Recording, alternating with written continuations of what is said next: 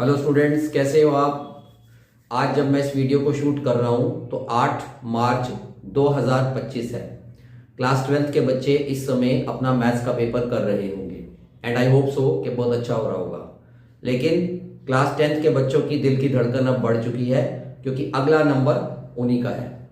कुछ बच्चे मुझसे पूछ रहे हैं कि सर पेपर 12th का देखकर आप हमें आइडिया दे पाओगे कि 10th का कैसा आएगा। हालांकि ऐसा कोई सिस्टम नहीं है कि जिसके बिहाफ पे हम ये बोल सकें कि अगर 12th का पेपर अच्छा आया है या टफ आया है उसके बिहाफ पे 10th का कैसा आएगा। बट स्ट्रिक्टली एक साइकोलॉजिकल प्रेशर हमारे माइंड पे क्रिएट होता है कि अगर 12th का पेपर थोड़ा डिफिकल्ट है तो 10th के बच्चे साइकोलॉजिकली थोड़ा सा डर जाते हैं। But as I told earlier also in many videos कि डरना नहीं होता, we just have to face the problems. तो मैथमेटिकल प्रॉब्लम्स को आप यहां से सॉल्व करोगे तो जरूर समझ पाओगे। तो मैं हनी सर, आपका मैथ्स टीचर, आपके लिए लेके आया हूं क्लास 10th की कुछ ऐसी प्रॉब्लम्स जो फ्रीक्वेंटली पूछी जाती हैं और बच्चे उसमें पजल रहते हैं। तो आज मेरा टॉपिक है अपस्ट्रीम और डाउनस्ट्रीम रिलेटेड क्वेश्चन। देखो, फर्स्ट ऑफ ऑल अपस्ट्रीम और डाउनस्ट्रीम रिलेटेड जो वर्ड प्रॉब्लम है वो लीनियर इक्वेशंस इन टू वेरिएबल्स में भी पूछी जा सकती है और क्वाड्रेटिक में भी। तो we have to decide to which topic it belongs to. तो मैंने ये क्वेश्चन केस स्टडी की फॉर्म में लिखा है। So let's see, the speed of a motor boat is 20 km per hour. For covering a distance of 15 km, boat took 1 hour more for upstream than downstream.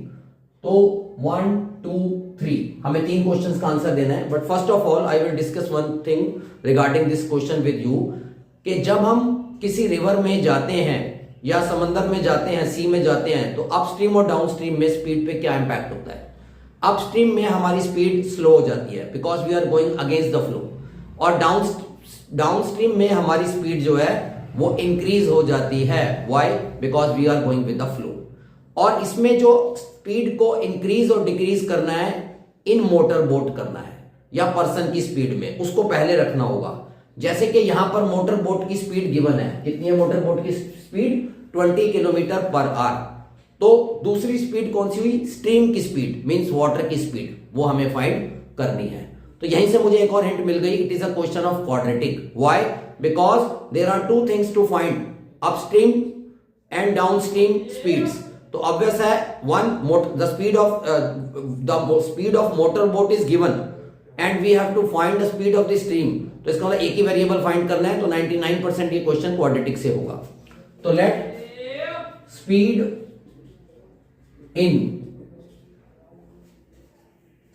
of stream be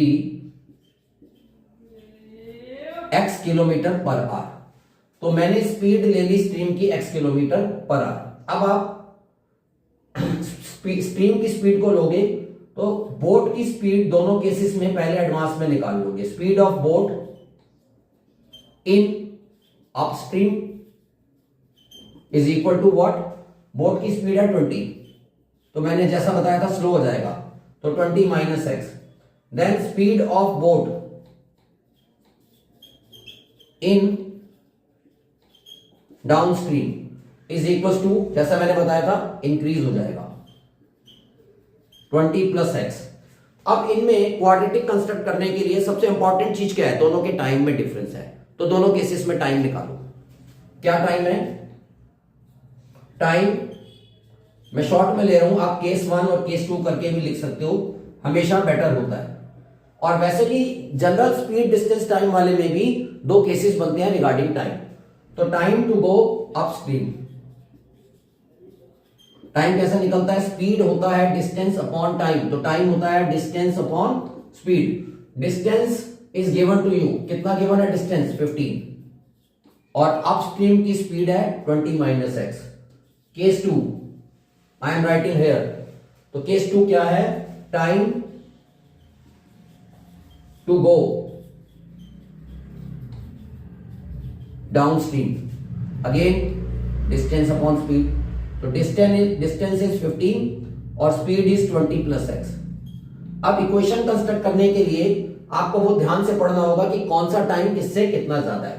तो I am reading again, For covering a distance of 15 kilometer, boat took 1 hour more for upstream then downstream. और वैसे भी common sense की बात है कि upstream में time ज्यादा लगता है, तो अपस्ट्रीम वाला टाइम डाउनस्ट्रीम वाले टाइम से 1 आवर ज्यादा है। ये वाला टाइम, तो कितना डिफरेंस है इन दोनों टाइम में? 1 आवर का। तो अकॉर्डिंग टू क्वेश्चन,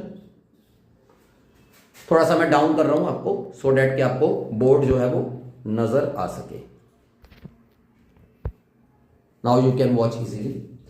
तो according to question 15/20 minus x minus 15/20 plus x equal to 1। Upstream वाले टाइम में से डाउनस्ट्रीम वाला माइनस कर दिया। तो अब हम बस इसको सॉल्व करेंगे और ये हमारी क्वाड्रेटिक कंस्ट्रक्ट हो जानी चाहिए। और मेरा पहला क्वेश्चन यही है, which is the correct quadratic equation? कौन सी करेक्ट क्वाड्रेटिक इक्वेशन है? लेट्स सी सॉल्व करके क्या आती है। तो नीचे मैं थोड़ा इन एडवांस लिख रहा हूं, a square minus B square, 400 minus X square होता है, माइनस 20 से plus 20 cancel, x plus X 2x, तो ये आ जाएगा 30x is equal to 400 minus X square. हाँ जी, तो हमारा यहां तक हो गया था 30x is equal to 400 minus X square. तो उसके बाद अब हम इसको ax square plus bx plus c equal to 0 की स्टैंडर्ड फॉर्म में कन्वर्ट करेंगे। तो इधर राइट से लेफ्ट में ले आएंगे तो ये हमारी क्वाड्रेटिक फॉर्म हो जाएगी x square plus 30x minus 400 is equal to 0। तो इसको सॉल्व कर लेते हैं, फिर मैं एमसीक्यूज पे आ जाऊंगा, क्योंकि पूरा सॉल्व हो जाएगा तो ऑटोमेटिकली सभी आंसर हमारे आ जाएंगे। तो मिडिल टर्म स्प्लिटिंग से इसके फैक्टर्स निकालते हैं। 40x minus 10x minus 400 equal to 0। तो x plus 40 minus 10 bracket x plus 40 equal to 0। तो फैक्टर्स आ गए x माइनस 10 और x प्लस 40 इक्वल टू 0। तो दो आंसर आ जाएंगे, x बराबर 10 और x इक्वल टू माइनस 40। तो माइनस 40 निगलेक्ट हो जाएगा, x equal to 10 is the only answer. तो हमारी जो स्ट्रीम की स्पीड है वो 10 आ गई। अब मैं थोड़ा सा ऊपर लेके आता हूं आपको एमसीक्यूज के ऊपर। तो एमसीक्यूज आप एक बार वापस देख लो कि उसमें क्या थे, तो आइडिया लग जाएगा आपको कि एमसीक्यूज के हमें क्या आंसर देने हैं।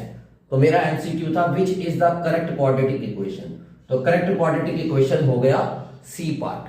कौन सा पार्ट? C part. अब इस तरफ आएंगे, इधर क्या क्वेश्चन है, what is the speed of the current. तो स्पीड ऑफ द करंट अभी आपने निकाली है, कितना है? 10। तो 10 है बी पार्ट। तो फर्स्ट का आंसर हो गया सी पार्ट और सेकंड का आंसर हो गया बी पार्ट। और थर्ड है how much time boat took in downstream. ये मैंने अपने से लिखा है, आप मुझे इसका आंसर निकालकर बताओगे। तो होपफुली आपको सभी को बच्चों ये वीडियो अच्छा लगा होगा, और कैसा लगा ये मेरे को बताना। लेकिन अपस्ट्रीम और डाउनस्ट्रीम जरूर प्रैक्टिस करके जाना। That topic is very very important from the examination point of view.